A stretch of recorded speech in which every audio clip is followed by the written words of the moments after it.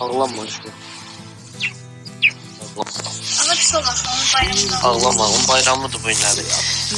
Burada dur, burada biz onun maçetini düzəldirik. Burada maçetin bəzəyirik. O buradadır. O bizim yanımızdadır. Elə evdədir, maşındadır. Biz haraya edir ya? O bizlə gəldi aşkım.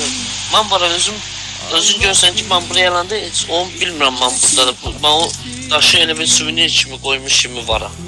Amma mən bilirəm ki, o bu daşdadır, daşa dönüb qalmayıb. Buradadır. Bu bizlə olan, bizim yanımızda olandır mənim balam. Bu xalq gözüdür.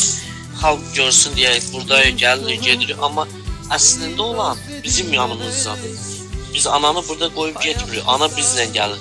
Sən bütün ölülərimiz olan bizi görürlər.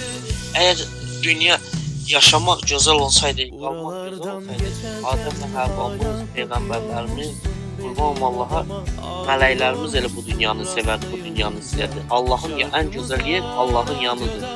Və bir gün hamımız buradan əqidəmizlə, hörmətimizlə qazanıb gedəcək, Allahımızın qabağına layiqində çıxa bilək. Mənim gözəl ballarım. Bunu yadınızda saxlayın.